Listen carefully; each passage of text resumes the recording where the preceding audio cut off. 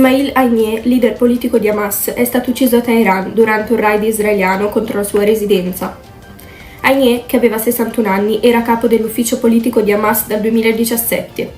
La sua carriera politica era iniziata come primo ministro dell'Autorità Nazionale Palestinese a Gaza dal 2006 al 2007, dopo la vittoria elettorale di Hamas contro Fatah.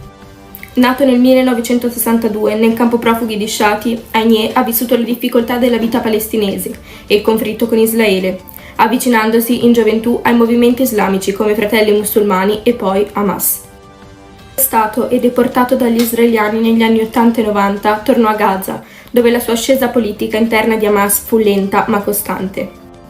La sua influenza aumentò significativamente durante la seconda intifada e divenne primo ministro dell'ANP a Gaza nel 2006. Con la presa di Gaza da parte di Hamas nel 2007, Haniyeh ha continuato a consolidare il suo potere fino a diventare il leader politico del movimento nel 2017, carica a cui è stato rieletto nel 2021. La sua leadership è stata caratterizzata da una retorica dura e da un allineamento con l'ala militare di Hamas. Israele ha condotto un attacco aereo su Beirut, colpendo il quartiere Daeh, roccaforte di Hezbollah, uccidendo Fouad Shukar, numero 2 dell'organizzazione guidata da Hassan Nasrallah. L'attacco è stato una rappresaglia per il missile che ha ucciso 12 bambini drusi nel Golan. Shukar era ritenuto responsabile dell'uccisione di bambini a Maid al-Shams e altri civili israeliani. Il raid ha suscitato reazioni internazionali. Il premier italiano Meloni ha esortato Israele a non cadere in trappola. Il ministro della difesa israeliano ha affermato che Hezbollah ha superato la linea rossa. L'attacco ha colpito Fouad Shukr, consigliere militare di Nasrallah e noto come Haim Mosen, ricercato dagli USA con una taglia di $5 milioni per il suo ruolo in un attentato nel 1983. Il governo israeliano ha imposto il silenzio ai suoi ministri sull'attacco. Gli Stati Uniti hanno ribadito il loro sostegno a Israele, ma hanno sottolineato la necessità di evitare un'escalation. Sharon Verzeni, una 33enne di Buttanuco, è stata uccisa a coltellate mentre passeggiava a Terno d'Isola, provincia di Bergamo. L'estetista residente a Terno d'Isola da circa 3 anni è stata accoltellata al torace e alla schiena. Nonostante sia riuscita a chiamare il 112 per chiedere aiuto, è stata trovata in strada poco dopo l'1 di notte e trasportata in ospedale, dove è deceduta poche ore dopo.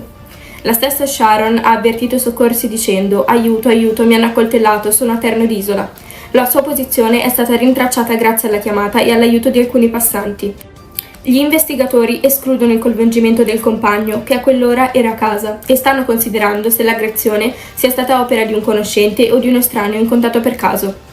Al momento non ci sono indagati e i carabinieri mantengono il riservo sulle indagini, sviluppando diverse ipotesi investigative. Hanno lanciato un appello a chiunque abbia informazioni utili e stanno cercando l'arma del delitto, presumibilmente gettata nelle vicinanze. Un'autopsia nei prossimi giorni chiarirà i dettagli delle ferite che hanno causato la morte della donna. È stato ritrovato nelle campagne di Loco Rotondo, nel Barese, il bimbo di quasi 2 anni scomparso.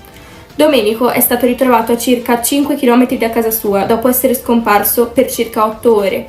Il bimbo riportava piccoli graffi sul volto e un aspetto spaventato. È stato trovato dai soccorritori e portato in ospedale per accertamenti. La comunità locale, insieme ai carabinieri, vigili del fuoco, militari della Marina e volontari, ha partecipato attivamente alle ricerche. Il sindaco Antonio Bufano ha confermato che Domenico sta bene, nonostante qualche scorazione.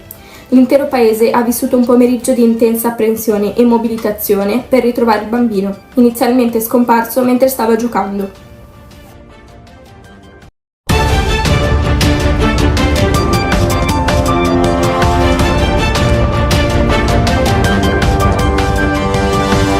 Audio